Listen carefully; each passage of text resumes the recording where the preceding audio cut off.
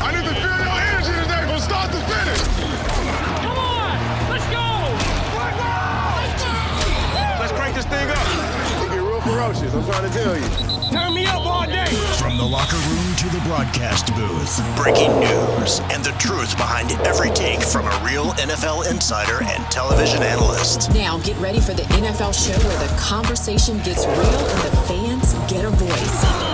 It's time for the Lake Lewis Jr. Show here on ESPN Radio. And that's football.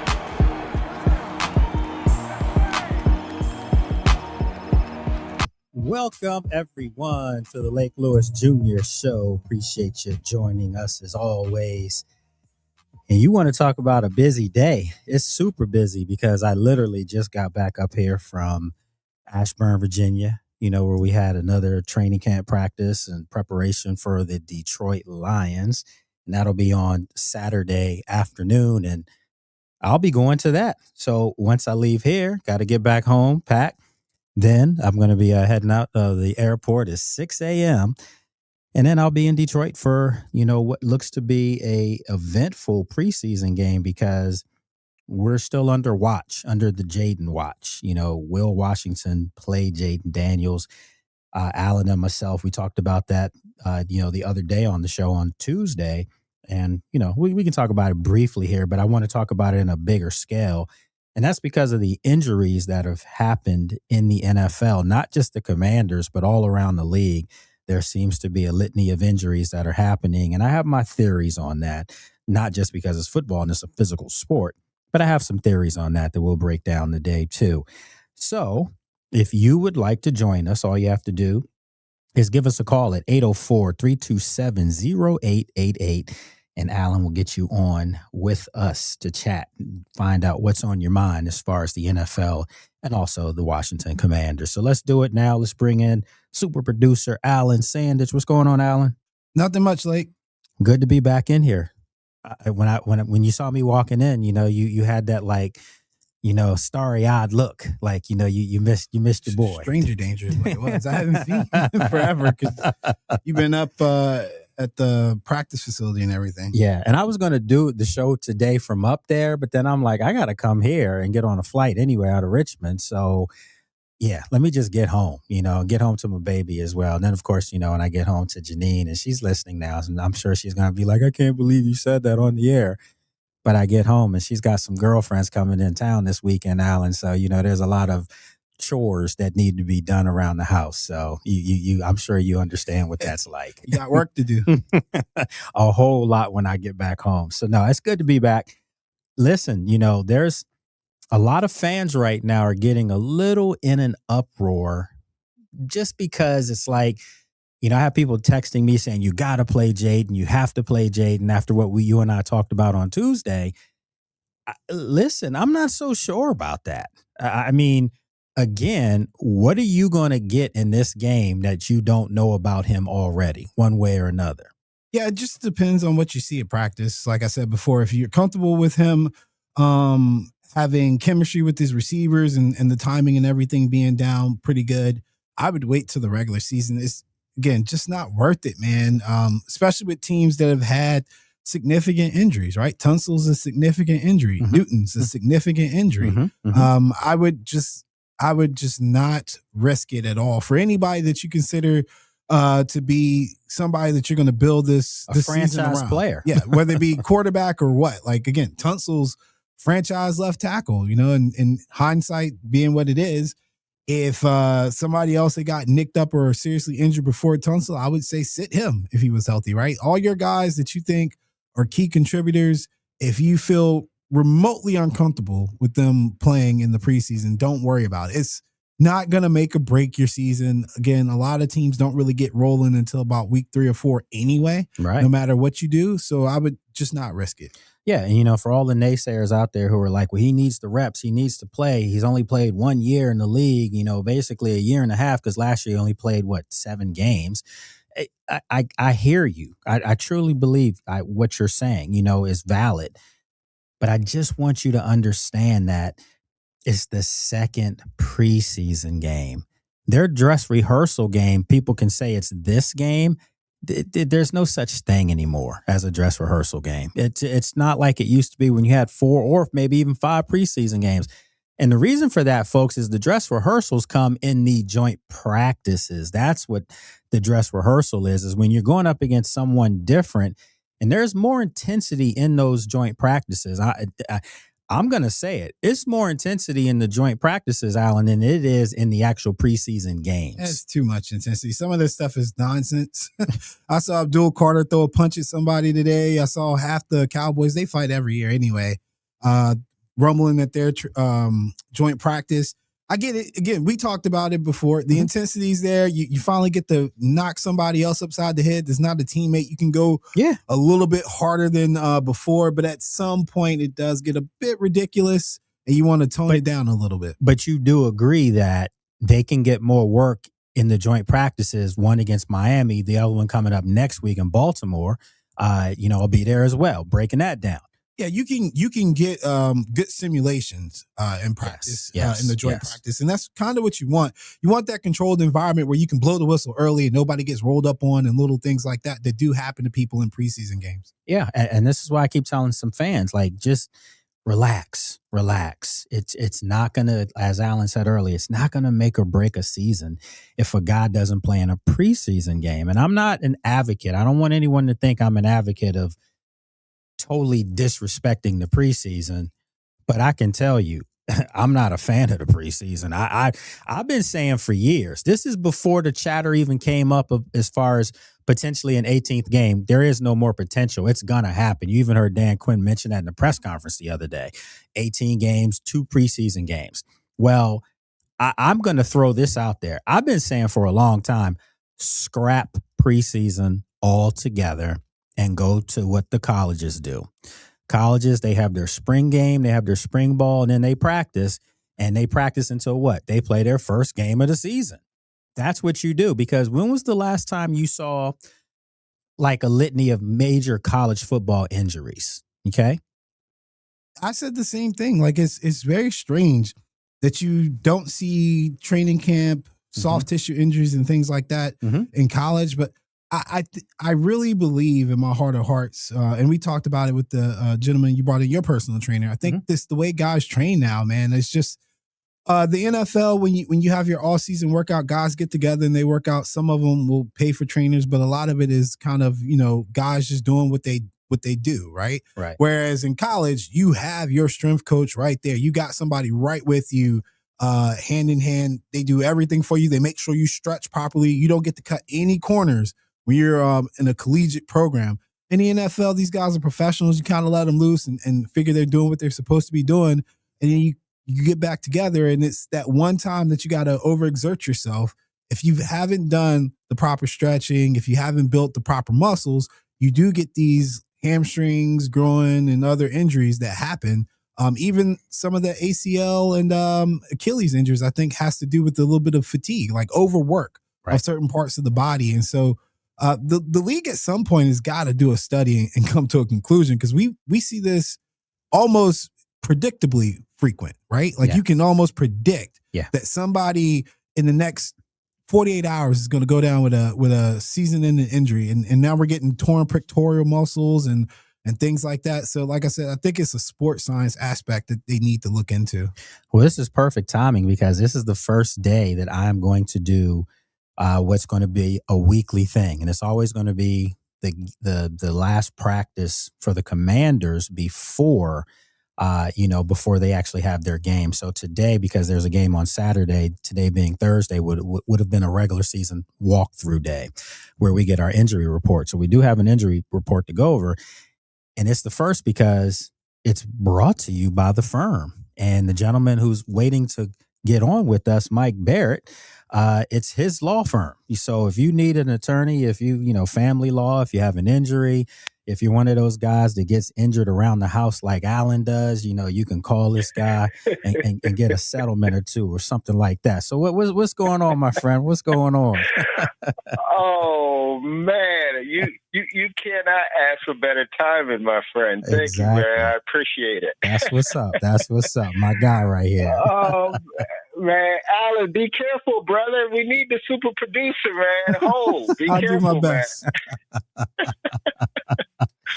Hey, Mike, man, Oh, man. are people in too much of an uproar right now about why they would not play Jaden? I mean, it seems like it's getting a little ridiculous to me. Yeah, you know we're fanatics, right? Yes. So I just Yes. I was having a conversation in the chat about, your boy's a contrarian. I want to see some football, man. that is selfishly, I would like to see 5 on the center ripping it out there, giving me something to salivate over for the next 3 weeks. But right? how do you think I feel though? I gotta get up at 4 a.m, which I've been doing a lot of since training camp, since the practices are at 8:30 and coach speaks at 8, and you got to get there an hour before the fans get there. I mean, it's been like that, but I got to go to Detroit to see what. I mean, I know. I feel for you, man. It's just, my thing is, the only reason that I could see why we don't play these guys is a possibility of injury. Otherwise, go out there, give them a drive or two, and but my biggest concern is not even just a JD thing.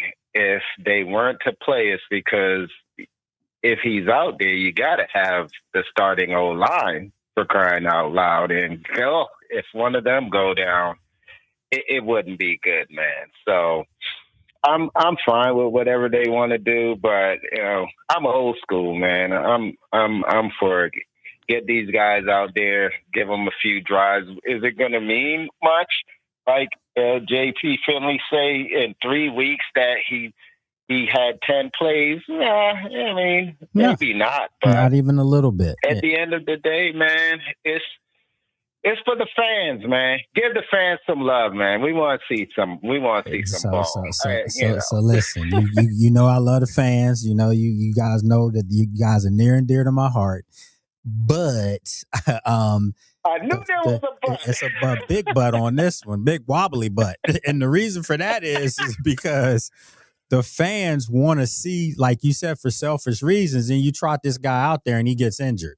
Then there's going to be fans saying, "Well, why did they play him in a meaningless football game?" I know. So, and it's not, and it's not just Jaden. I don't want this to keep going back to Jaden. And and one of the reasons why is because today in our presser, I mean, you heard me ask Dan as far as position groups who benefits the most from playing in a game like this, and he was like, it's just individual players more so than position groups. He said that. It's up on YouTube on my stand-up that was posted right before this show aired. So if the coach is saying it's more for individual players, I don't know how that individual that's Jaden Daniels needs work. I know what I see every day in practice, and this kid looks the best I have ever seen him look as a professional. Yeah. And I mean that sincerely. I'm not blowing smoke. But if I'm saying that, that's because he's going up against a tricky defense now. He's going up against a defensive mind that's throwing things at him in practice that he's never seen in games. That's right. So fans just have to tailor it down. And the other facet of this, and I'm sure Alan will back me on this one, the joint practice against Baltimore next week is where it's really going to be. That's where you're going to see first team guys banging heads, going at it, as Alan said, getting into fights and doing things. That's the intensity aspect of it that you want before you face Philly in another 2 weeks. So again. No, you're right. So did I hear you correctly that you're just, of course we're going to go to 18. They need to stop this farce on the 17th. It's gone. It's happening. Get it done. Yeah, it's happening. I say the 2028 Are you a proponent of just scrapping the preseason? We just do the joint practices and go? That's what I say they do. I've been saying that for the last 4 or 5 years. It's on record. I know the league doesn't like me saying that kind of stuff, but I'm just being honest. It's if I'm not, I could be wrong here, but I doubt it. But I think the big deal with preseason games for over the years was because those are the games that the owners of their respective teams, they keep the full gate. They keep the purse of what was sold at that stadium as far as ticket sales. But during the season, then it goes back in the pot and it's shared. So if you're a downtrodden team that gets no home crowd and your games are blacked out in their market, you're still getting the same amount of money that the Cowboys get, or that the Steelers get, or that one of these nationally recognized brands get. But in the preseason, no, it's all there. So the owners look at it like, well, why do you think the owners are asking for an extra game or two? Sure. Because they've gone to 17. Now they're going to go to 18. And the reason for that is clear. It's because if you're going to take away my preseason gate, I'll make more money with regular season games. So remember, Alan and me just broke this down a couple weeks ago. The NFL last year made to the tune of, what was it, Alan? Was it 22 billion? Yeah, it was like 22 billion. 22 billion. And the next professional league sport was Major League Baseball at like 14 and NBA at 13. And look at how many games those leagues play. And the NFL only plays 17 games, man. So Yeah. So screw preseason. Screw preseason. Seriously, it's got to go. You got to get the model back to what it is like. Well, not get it back because they've never done it, but I think the model is, the blueprint is what college football does. They practice, they have spring ball, and they get prepared and prep until their first game. Ironically, I think there's college football games this weekend, right, Alan? There should be some more like training camp type games. I think week 0 is next week. Okay, so see how rapidly that comes.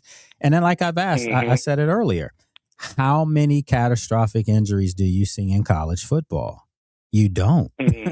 And yet there's no preseason. So there's something to be said there. That was part of my theory that I wanted to talk about a little bit later on. But, we kind of brought it up already. I mean, you're the attorney, Mike. You're the one that is always, talking dollars. Clearly, this is a I don't want to say a money grab, but it's a way to circumvent not having so many preseason games. They'll make that back with an extra regular season game or two. No, I agree. If there's one good reason to have at least one preseason game, it's for the fan who just won't make it to a regular season game. I knew you were going to say that. I knew you were going to pull the heartstrings. I knew it. Well, the violence got to play now, brother. I mean, and you know what? There's some truth to that, and I like that analogy. There is some truth to that, because what's happened now is, I don't want to call fans today wine and cheese fans, but come on now. I mean, the ticket prices are so high now that you have to be a different type of cat in order to take a family of 4 or 5 or 6 to a game. I mean, you're easily going to spend close to $500,000. There's no doubt in my mind. No doubt. I know about what fans have said to me. Obviously, being media for over 20-something years, I've never. I can't even recall the last time I was at any event as a fan where I had to buy something. But from what I've heard, beers, Alan, were they like $20 or something like that? Yeah, they're pretty expensive. It's crazy. It is expensive. So again, if we could just hold on to one, so you can bring the family and see professional football, and it's affordable. But that to me would be the one reason. And regardless of who's playing, you're seeing your team play. The whole family gets to see the team play, and you have decent seats. And I think that's doable at a preseason game, as opposed to trying to get one of the 9 or 8 regular season games. So I think there's something to be said about that. Well, before I let you go, my friend, because we got to get ready to go to a commercial break. Alan, this guy right here, I'm telling you, outside of being an outstanding attorney, and remember, folks, this segment was brought to you by the firm, and I have the owner of the firm, Mike Barrett, attorney at law, right here. This guy's also a fashion aficionado, and he's always commenting on my garb when I come in. I got something special Brother, for you you on killing Saturday. I got something special for you in Detroit on Saturday. You can believe that. And you know who's picking me up from the Oh, airport? You know who's Who? picking me up from the airport? Not the driver, but it's our good friend who lives in Detroit. You already know who I'm talking about. Brad, yeah, BJ. That's right. That's right. Yep. Oh, Picking me up, picking myself up, Auntie, and little sis. We're gonna go to lunch with them as soon as we land. That's So yeah. what's up, man. That's what's up. Yes, sir. Oh, man. Yep. Well, look, my I friend. hope you have a great time out there, man. It's work. And thanks for having me on. Thanks for the love, bro. All right. Take care now.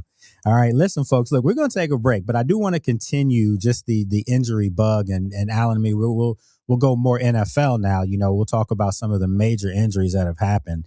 Your guy in New Orleans, man, that's a bad one. Now Alan's looking at me like, what? My guy is in Cleveland. I know. I still say Jordan Tyson was going to have that season. KC, baby. Yeah, but KC Concepcion, you got to hold your breath for him now. Man, who you telling? He's on the Browns, and I'm like my history of picking receivers. That gray cloud is looming. So look, we'll take a break, and when we come back, we'll have more here. You're listening to the Lake Lewis Jr. Show right here on ESPN Radio.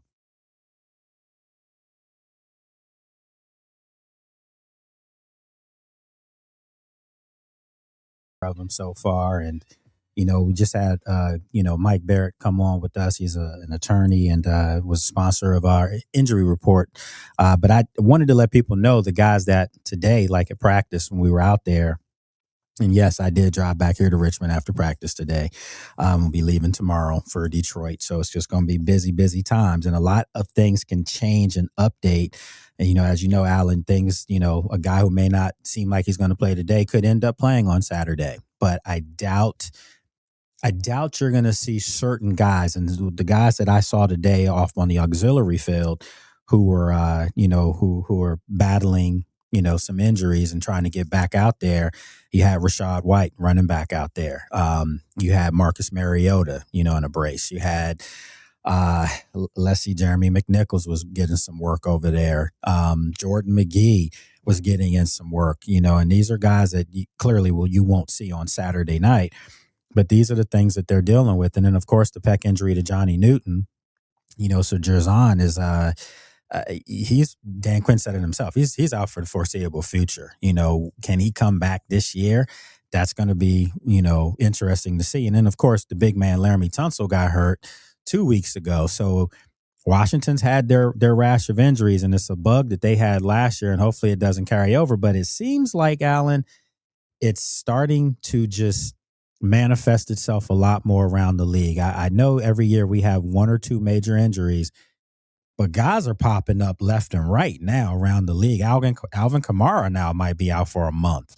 I mean, it's just it's happening everywhere. Yeah, well, Kamara kind of had a little injury history with him, and he played through a lot of stuff. But yeah, at some point you can't play through some things, right? You can't play through a torn tricep. You can't play through a torn bicep, and some of these hamstring injuries, and especially the soft tissue injuries. When you're talking about these sports that require you to be explosive, like it takes time. It takes a lot of time, and I think Tyson's injury was a hamstring related injury, correct? Yeah. And they're talking, what, 2 months for him? 2 months. Yeah. So is that like a tear? So that don't sound like a strain to me. For a receiver, when you hear 2 months, that's kind of like saying to me, your season is at risk. Yeah, that sounds to me like, because you're going into late October at that point, and then you have November, December.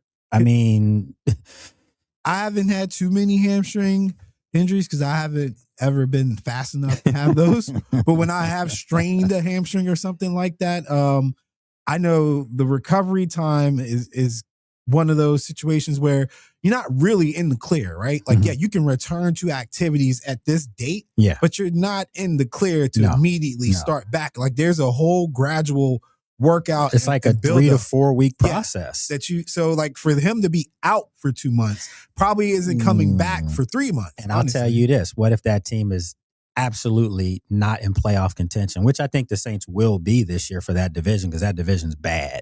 But if they're not in playoff contention and he's able to come back, do you even risk anything? I think they would probably try to play him just to get him some reps. Just to get him some reps and just to kind of see what could have been. I think the Commanders did that a little bit too last year with a couple guys. Yeah. Like they were healthy enough to play. Yeah, healthy enough to play towards the end of the season. Yeah. And you throw them out there just to see what could have been, and give you an idea of maybe what you need to look forward to next year. Because like in the Saints case, they're still building their team.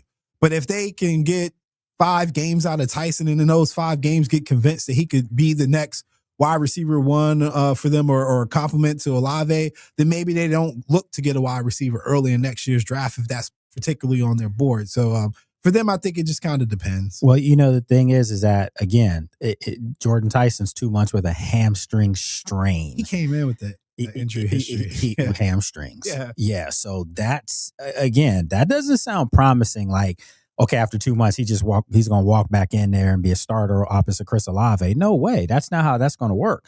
You're going to have to prove and work your way back in and prove to that hamstring that it can sustain any kind of cutting and grueling activity, because it's shown, even going back to college, that it's susceptible to getting injured. You look at some of these other guys that are out, Jaden Higgins, from the Texans, a wide receiver. He had a nice campaign last year, and they were counting on him to be one of their lead receivers this year. And he's out for the season, after tearing his ACL during a preseason game. So, after a joint practice. So that's a blow.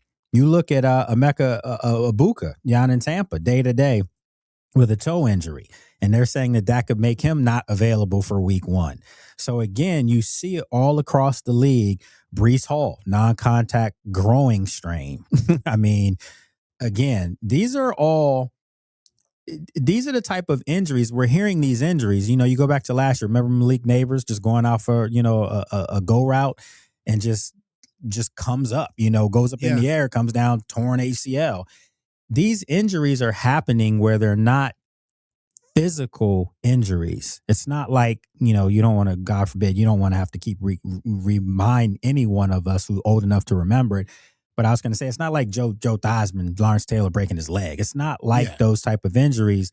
These are injuries to guys that are happening where it's literally training. Are they overtraining? Are they undertraining? I think it's a bit of both, right? Sometimes, in my mind, non-contact injuries are through overtraining. Mm-hmm. In my mind, I'm not a sports therapist or physical therapist or anything like that. But my experience as an athlete, when I have had non-contact injuries, is because I was fatigued and I overexerted myself and my body just couldn't handle it, right? I got to my point and I tried to push through it, and that was it.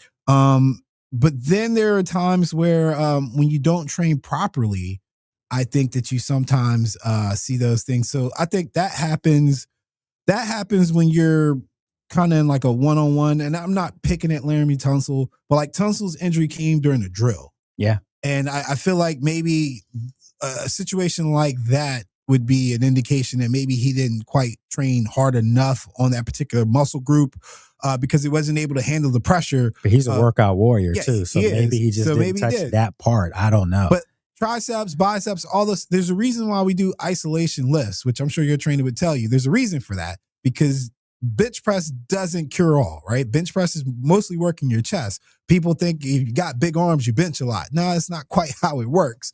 So, and I'm not one to say NFL players don't know what they're doing. I just think there's so much emphasis on being explosive. Mm-hmm. The human body has a limit. And if you don't train it properly, it cannot sustain the amount of force that you're trying to exert. It can't sustain the amount of force that you're taking in, right? Mm-hmm. Like you got to stretch those little muscle groups, and like things like yoga and stuff like that really go a long way to strengthening the body more so than just pushing iron and pushing a sled. So again, I think some people in the NFL are learning that the hard way, unfortunately. But you see guys like Patrick Mahomes, who has this crazy bending, flexible workout that he does for the most part of his career. Crazy brain, because this guy's out there, literally. Most part of his career, he stayed healthy. Yeah. And he's a target, a walking target. Josh Allen, a guy who carries the ball a lot. Lamar Jackson, for what it's worth. The amount of times he's carried the rock and the amount of hits he's taken and things like that, for him to only have really one injury-riddled season. He has moments where he hasn't played, but like a full season of like, this guy can't get healthy, it's saying a lot for him because, again, the human body has a limit. Henry. I'm going to say that about Jaden Daniels, believe it or not. You know why? Because the elbow injury, the dislocation, that was a freak injury. Yeah, I thought that thing was broke. Yeah, I mean, it looked bad, but that was a freak injury. But it wasn't anything with his legs. I mean, he did have the knee injury, if I'm not mistaken, that he sustained in the Green Bay game last year, week 2. But that was kind of a freak injury too. So when you have these soft tissue injuries that have just compounded itself around the league, that's where the conversation of that preseason comes in. Do you need those preseason games? Because let's face it, if the owners want an extra game and they're going to get to 18, we know that probably within 2 years they're going to have an 18th game. Do you really want to have a chance of having one of your star players miss that 18th game because they're missing the season because of an injury sustained in a quote unquote meaningless preseason game? Yeah, it's meaningless for the guys who are already starters. It's not meaningless for the fans, as Mike Barrett just said, but it's meaningless for these vets. And fans have to kind of pick and choose, you know? It's a weird situation for me to say what I'm about to say, but it needs to be said. If you want your guys to be healthy and you care about the regular season, then you're probably not going to see them in the preseason. I'm sorry, you gotta pay regular season pricing if you want to see the guys, or you got to come to the training camp when they have it open and see them then. But if you want to see them full speed and in action, I'm sorry, you're just going to have to come week 1 through 18, 19, however they do it, because at this rate, it is too risky. The investment in these players is too risky to have guys who have already made the roster risk an injury. And if you want to know that it's meaningless, and I sincerely mean this to you, my friends out there who are listening or watching, if you want to know why I say it's meaningless, does anyone get up for spring baseball? Nah, except for the people that are retired that live down in Florida. Does anyone get up for that? No. Does anyone get up for NBA preseason basketball? Now, shoot, they don't even want to play spring baseball when it's international competition. That's what I'm saying. So why does this have to be put on the NFL in this regard? It's a more physical sport, for God's sake. I would say probably because the ticket prices, like I can afford to go to a regular season NBA game. Baseball is still massively affordable. But like NFL games continue to have rising costs, despite their money that they make and them going global. But Alan, they have load management in the NBA during the regular season. I know. You don't see load management in the NFL. You don't get that luxury, actually. That's what I'm saying. Guys are playing with broken fingers, broken toes, strained hamstrings, and they're still trying to get out there. In the NBA, these guys can get a hangnail and they're out 2 weeks. Yeah. Come on, man. If you're a fan of the NFL, you have to understand this. It's a business. I get it. But the business is about winning. It's about putting people in the seats in the regular season, not like the preseason. The average fan would be up in arms if their star player got hurt because they played in the preseason. And if that star player came out and said something like Kobe would say, these people pay a lot of money for a ticket to see me play, I'm going to play. Nobody's trying to hear that in the NFL. In the NBA, we applaud it, right? Like we celebrate that quote in the NBA. If Saquon Barkley came out and said that for a week 2 preseason game, people would be like, man, this dude is crazy. Right. We need you week 2 regular season, not week 2 preseason. So it's just, like I said, it's that dynamic. It's funny in a sense, almost comical, because on one hand, you do want the fans to get that experience and you do feel bad. But on the other hand, like football is all about winning and you don't have a lot of games to do it. I'd rather take the risk when those games count. And what's your best availability? Availability? I mean, your best ability is availability. Yeah. And I don't mean for preseason. So I don't want to see anyone Saturday in Detroit. I still be there, have a job to do, but I don't want to see anyone. I'd rather see them next week in Baltimore when they're banging heads in Owens Mills. I can't wait for that. That's going to be something right there. And that's going to tell you everything you need to know about the football team. Any football team that you are a fan of, pay more attention to those joint practices right now, because that's the way the game is going. And I do agree with you, Alan. I could see a day where there is no preseason game, but you do have your 2 joint practices. This is going to be the same thing. It'll be good work for your team and all of those things. So listen, folks, we're going to take a break. And when we come back, I got a funny little NFL story that I want to run by you guys. I got a fan question for you too. Came from a friend of mine. He told me to ask you yesterday, and I just remembered it. Okay. So yeah, I'll ask you when we get back. Okay. All right. So we're going to take a break, and we'll have one final segment of today's program. Time goes by when you're having fun. So you're listening to the Lake Lewis Jr. Show right here on ESPN Radio and HD Radio.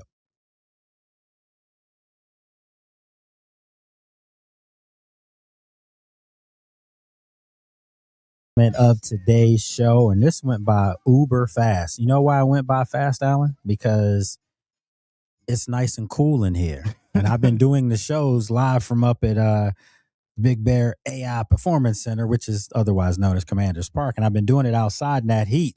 And by the time the show's done, I'm sitting in a puddle of water. So it feels nice and refreshing to be back in the ice box. That's what we're gonna call the studio from now on.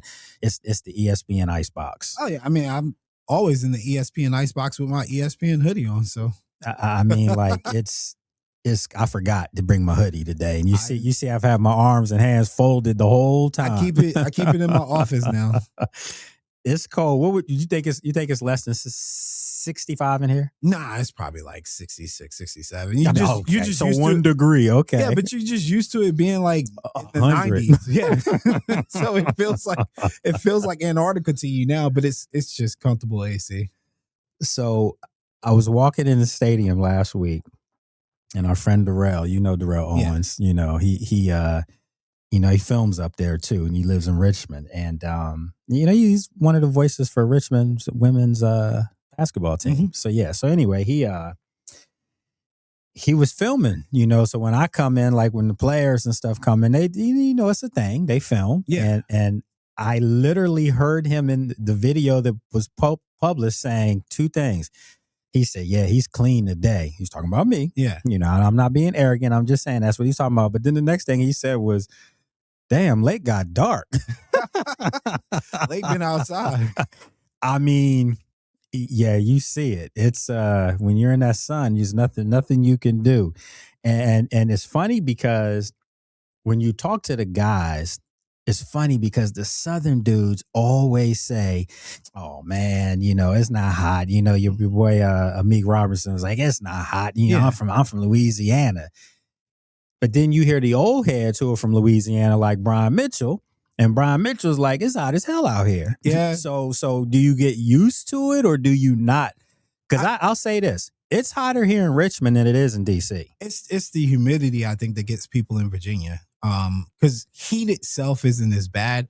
And I'm saying this because, I mean, I've been out in some hot days, but when it's humid, like it was humid when we went up to Baltimore, that was different. That makes it really unbearable. Okay. Heat itself, I think we all can handle that a little bit. It's uncomfortable. We don't really care for it, but it's doable.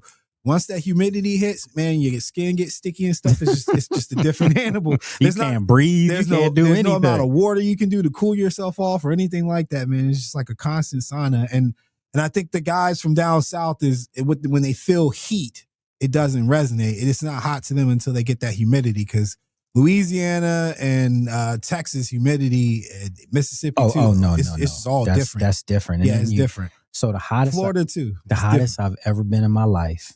I'll never forget. I went to Africa and did the whole tour of like South Africa, like Victoria Falls, Johannesburg, and then Cape Town. And when we were in Johannesburg, it literally said 115 degrees. And they were like, that's just the temperature. That's not everything with the sun.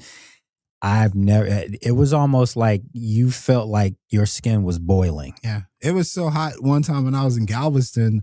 Like the Gulf itself, like at night, was too hot to get in the water. Like it just was unbearable, man. It was wild. And I'm pretty sure it was like 100 at night. And that was a while ago when I was down there. I forgot. And people are used to that stuff, though, man. People That's be out there sunbathing in it. I'm like, y'all got it. Well, I will want you to know this. The Saturday in Detroit, It's supposed to be a nice high of 78 degrees.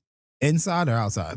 Outside. 'Cause you got the dome. Outside. Well, you might be hotter inside than it is outside, but it's supposed to be 78. So I will sign up for that any day of the week because I've been in nothing but Heat Miser. Look that name up if you remember those Christmas specials when we were younger. Heat Miser. He's Mr. Sun. He's Mr. 101. So anyway, let's bring on Dolphin Dave. We have him. He's been waiting patiently. So what's going on, my friend? How you doing? It's good to hear you.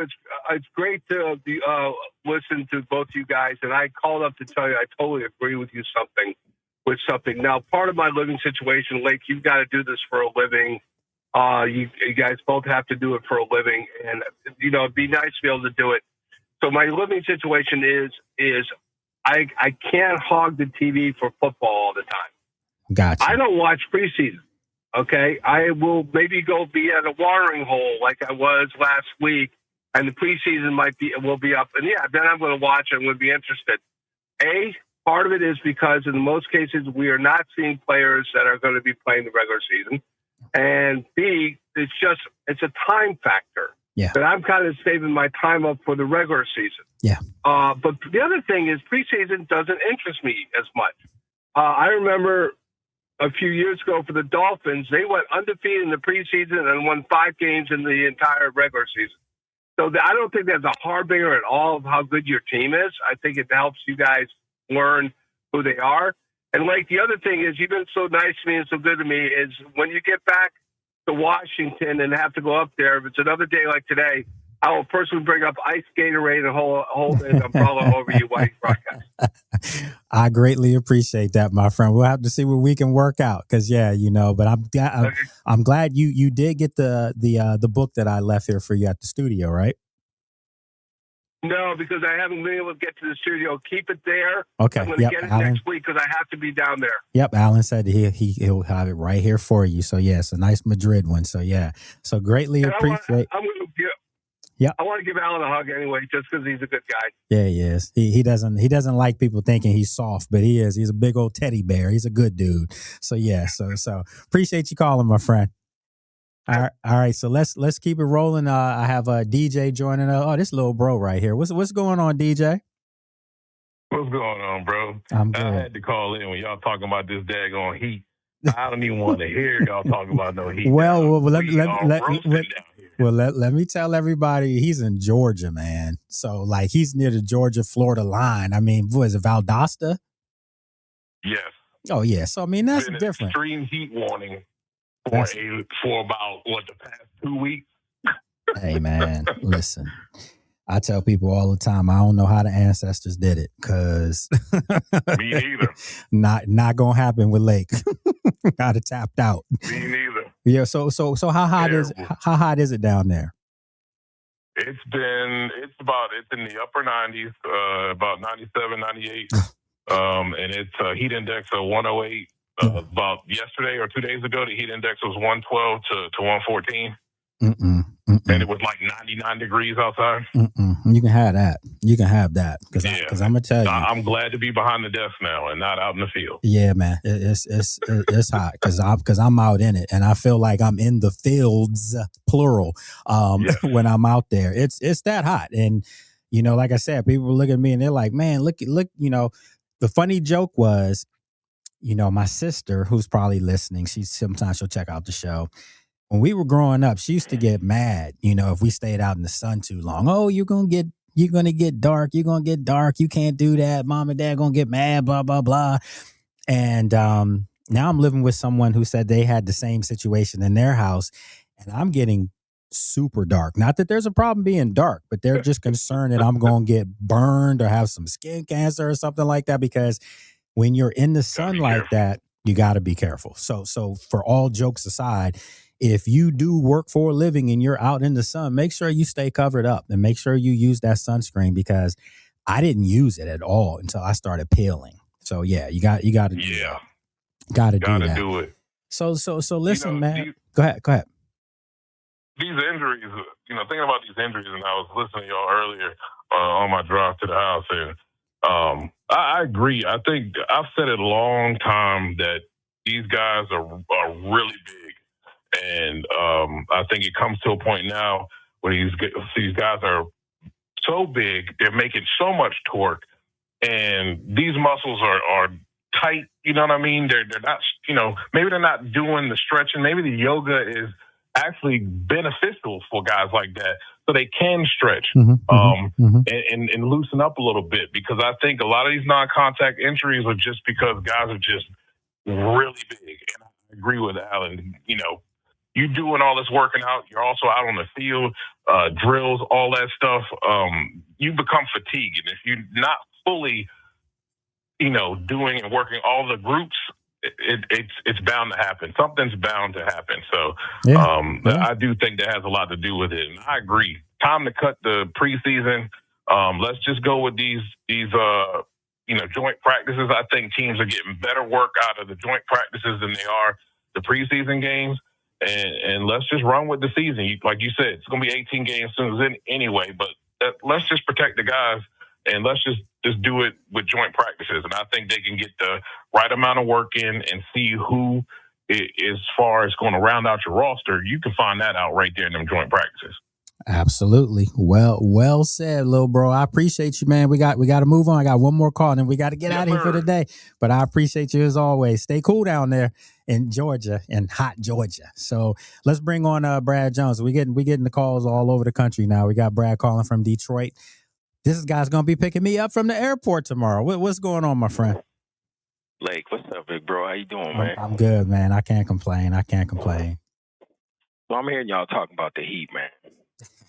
Come up here in Detroit in January and December and February when it's -3 degrees and the wind chill make it feel like it's -10. But we're not talking about that though. We don't need that either. Like you can have all that. we talk about the heat up here. We complain about the cold. You know what I'm saying? So you would trade 100-degree heat for the cold weather that you guys have in the winter? To be honest, we get them both though. Up here in Detroit, man. You know what I'm saying? We'll get some 100-degree days. Yeah, we get both ends of the spectrum, man. So you know what I'm saying? So well, check this out. But, when I land tomorrow, it says it's supposed to be 78. So that's we take that all day, right? That's what's up. We good. I'm looking forward to picking you up, big bro. For real, man. Yes, sir. We're gonna have some fun, man. I appreciate it. And little sis and auntie said to tell you what's up, and they looking forward to us having lunch and dinner. So appreciate you, man. All day, brother. All day, man. See you tomorrow. All right. Yes, sir. Listen, folks. See, that's love, man. That's love. People from all over the country, they're listening, checking out the show. And, we've had such a busy schedule. Like it's been chaotic. It has. And, I got to shout Alan out because, we've pushed the envelope quite a bit, since I've come here and, trying to do some unique things. And, so we had a rough go of it. Of the show being from the training camp facility, the first show. But ever since, people have been like, man, it sounds flawless. It sounds good. It looks great. You looking buff, Lake, that's what they're saying. So, appreciate that, Alan. Appreciate all the work. I can't work no magic with the camera, man. I'm just on the mic.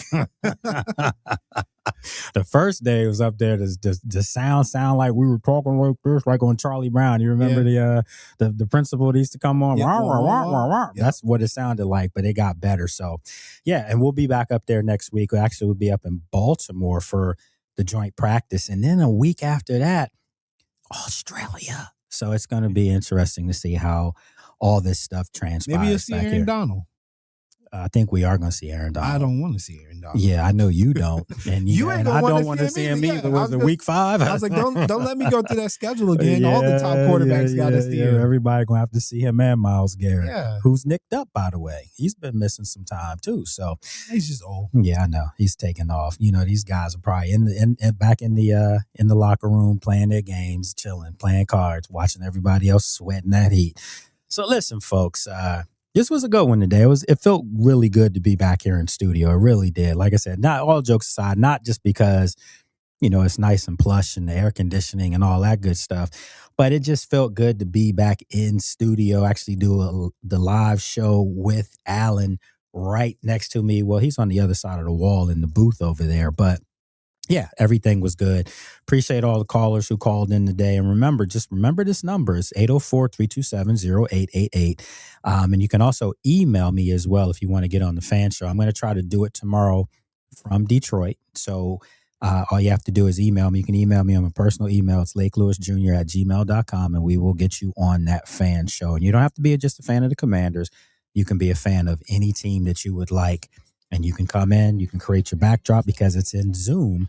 So fans from all over the world literally are joining us while we do this, and we have a lot of fun with it.